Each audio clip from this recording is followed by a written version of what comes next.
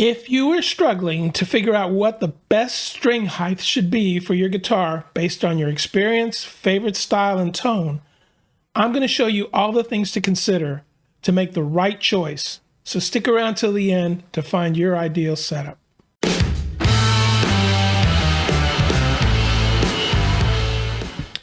Hi, my name is Albert Tejera. This channel is all about improving your electric guitars from modding to tweaking to repairing. The goal is not only to show you how to do it, but to explain a little bit about the why behind it. I've been a guitar player for almost 60 years and an electronics engineer for almost as long. I'm now retired and I have taken my passion to designing and building custom guitars. So stick around, and if you like my channel, please like and subscribe so I can know that there is an interest for this kind of information.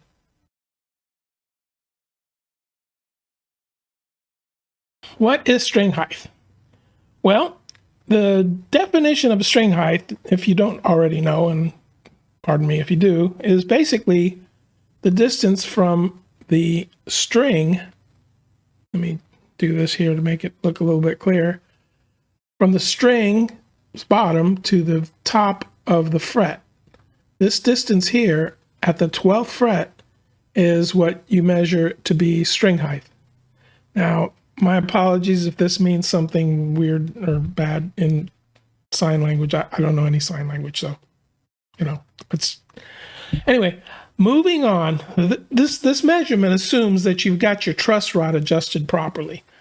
And what I mean by properly is the truss rod can, create bow in the guitar, and too loose of a truss rod will allow the strings to take over, and too much tension in the truss bar can actually bring the strings all the way flat against the frets. We'll discuss exactly where you might want to do it based on how you play and what you want out of the guitar.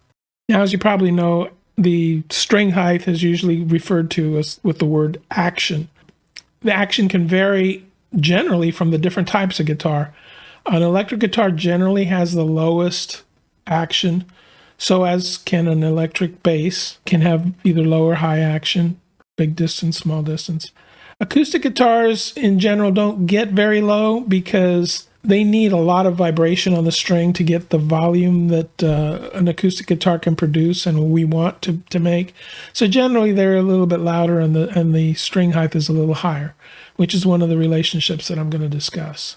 So just for the sake of discussion, the string height, for example, on a typical electric guitar, a low action would be about 1 millimeter, which is 40 thousandths of an inch.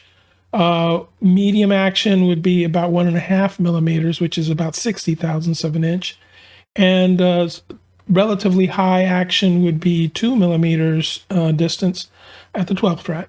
And that's about 80 thousandths.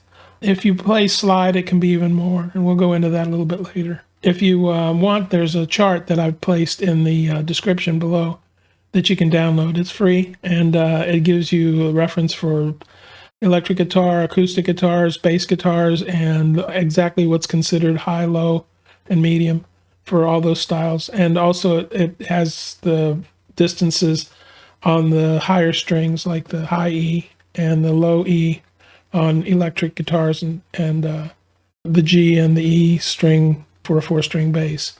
So, you can pretty much tweak it into exactly what you need.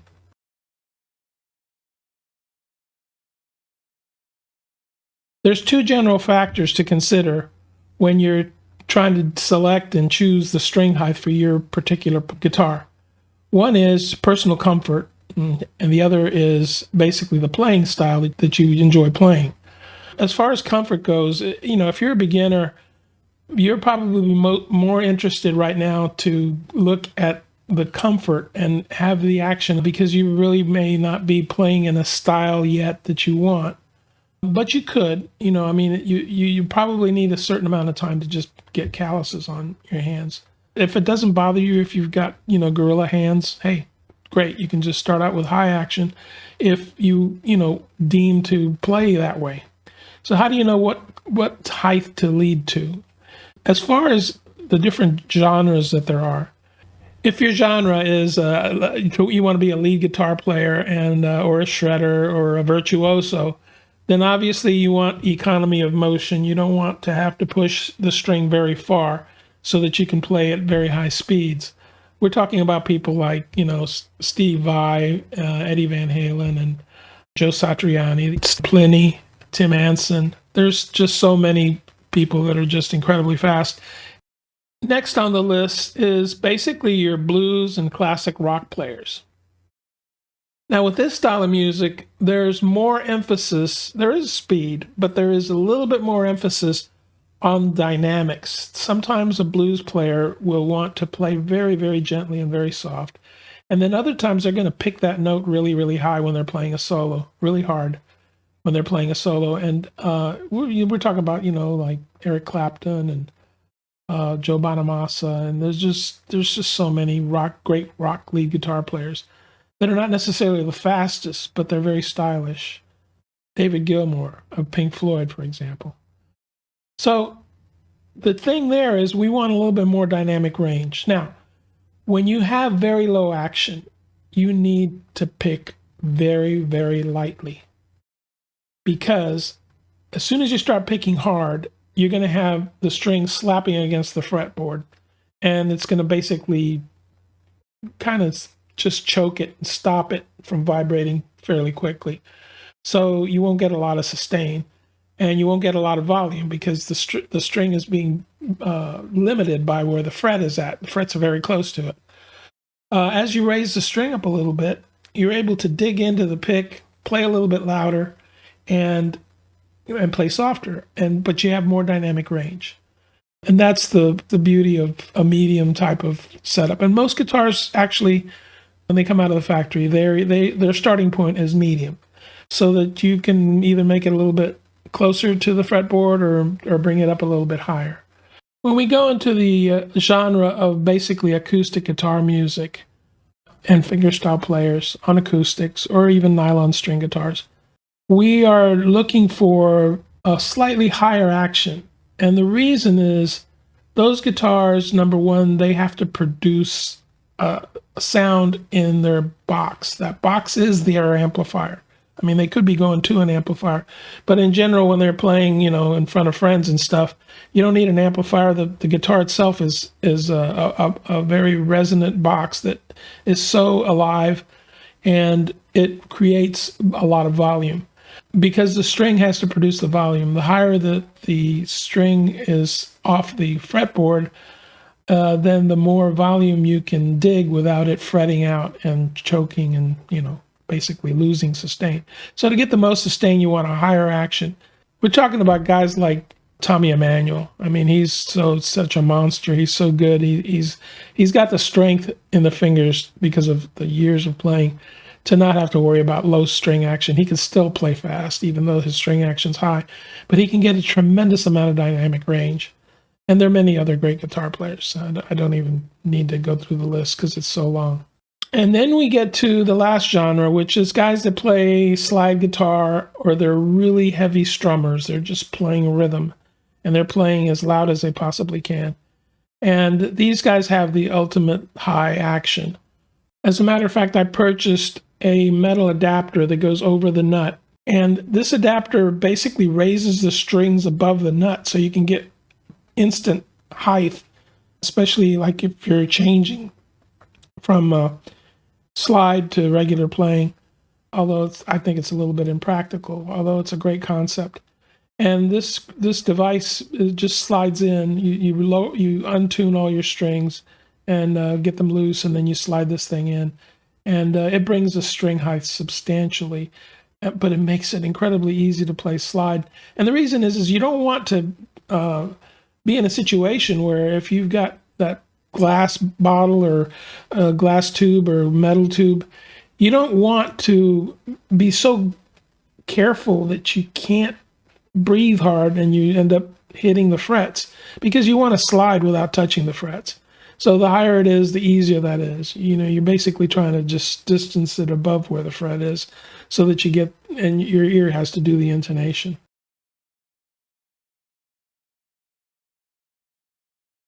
So I've already touched on this before, but there is some pros and cons about the different levels of action. Low action is very easy to play. You can play faster runs. You can do incredible things because there's hardly any motion. But you also get more fret buzz, and you have to have a very, very, very light touch. So there's a tendency to have much less dynamics. Medium action is a nice balance. It's good for most styles actually, but there's no really drawbacks to it. But most guitars actually come this way, and if chances are your guitar, if you've never modified or changed the action, then it's probably set to medium. A high action is the best sustain. There's absolutely no buzz. You can strum it as hard as you can, and it just gets louder and louder and louder, even if it's an electric. If you're playing a lot of rhythm and you want to play really soft, and you want to play really, really loud, this is going to give you that delta, that difference in sound.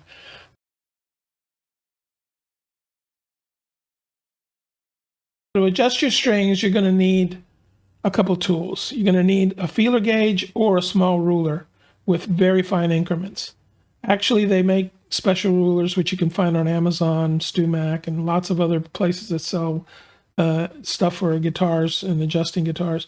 And they make it really easy to spot and measure the height from the 12th fret. And you're also going to need a truss rod wrench, because we want to get that into the right position before we start doing everything. Okay, so the first thing you have to do is adjust the truss rod. The truss rod is basically affected a little bit by weather, cold, heat, seasons. The seasons tend to generally do that. If you keep it indoor and in the winter and it's a heater, then you've got basically a big problem when you go outside if you want to do an outdoor concert. So you really got to get the truss rod right while you're adjusting the action. So for the truss rod, you want to first put a capo across the first fret. This pins down one end of the string, and it frees up your hand to pin down the opposite end of the string. Now, where you want to press down on the string, it varies what fret that is from guitar to guitar. But the general theory is you want to get that between where the neck ends and the body begins. So that may be the 15th fret, 17th fret, wherever it is, you want to push down on that. Then you want to go to the the midway point between those two distances. And you want to try to get a business card and slip it underneath the string. That is an ideal distance for allowing a little bit for weather and whatnot. The higher that is, you're not going to be able to get good action. So you want to keep it as close to the business card. There are some luthiers that can put the string almost touching, if not touching, the actual fret. And the reason for that is that gives you the ultimate low action. The only thing wrong with that is number one, you have to be careful that you haven't gone past it and you have back bow. That's number one. The other thing is that you're going to have very, very low action, and it can start buzzing if the weather changes. So this is kind of like you'd have to do it a lot more frequently if you want this kind of extreme low action. But a business card will get you right in the ballpark, and you'll still be able to get a very low action. So by using this, you fine tune it by turning the truss rod clockwise to bring the action down, and counterclockwise to bring it up. And then you want to get it to the number of your desired action, low, medium, or high, or super high if you want to do a slide.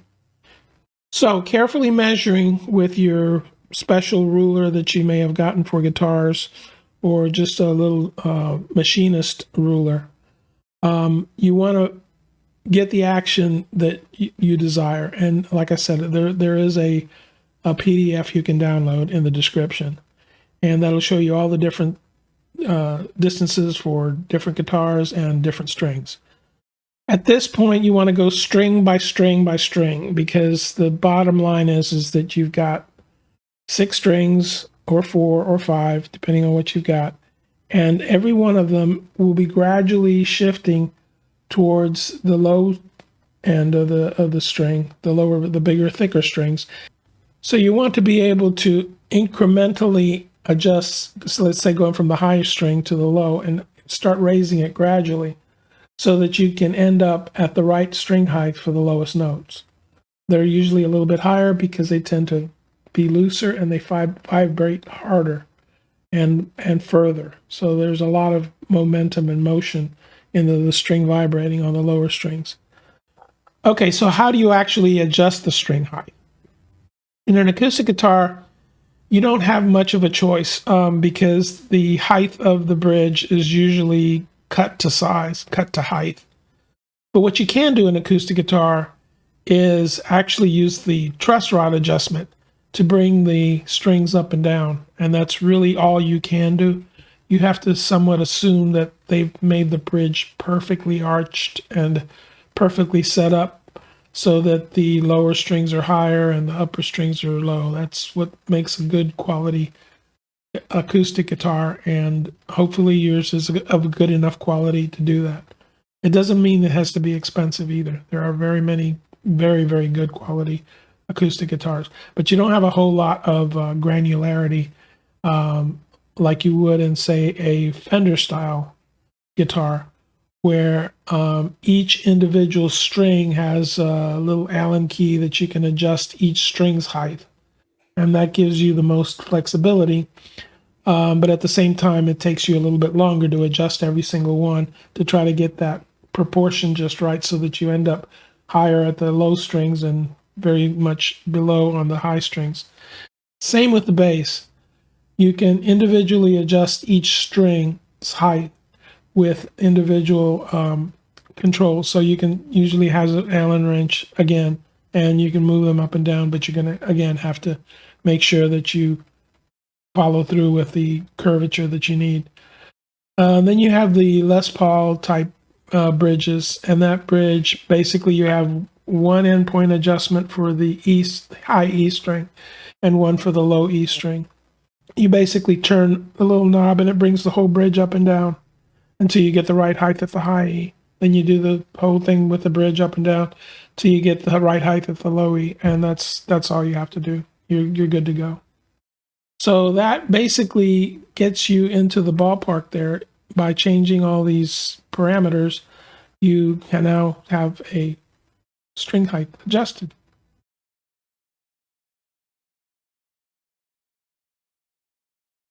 So as you can see, choosing what you want is not hard. It's really pretty simple. What's your strength? What kind of style do you like playing? And understanding the limitations of that string height for that style. And I think we've covered all that. So you should be good to go. It's not that hard to do. It's really something that's very important. I don't think Steve Vai would have gotten to be Steve Vai if he didn't play with very low action. There's a lot of advantages too for finger tapping. The list goes on and on. But basically those genres definitely favor those situations. And you'll also be able to vary string gauge. We'll get into that some other time, but you don't have to worry about really, really thin gauge. If it's less tension, it's less tension. And the way that these amplifiers are these days, they have massive amounts of EQ. So you really can gain back any of the thickness or bottom end that you may lose when you get to really, really thin strings by just making up for it in the amplifier. So I want to encourage you guys to experiment and try different things, different actions, see how you like the way they play. I'd like for you guys and encourage you to also add into the comments below if you've adjusted the string height and how you like it, and if you had any issues along the way, and that other people know what you've done. If you can too, please like and subscribe. Thank you so much for watching.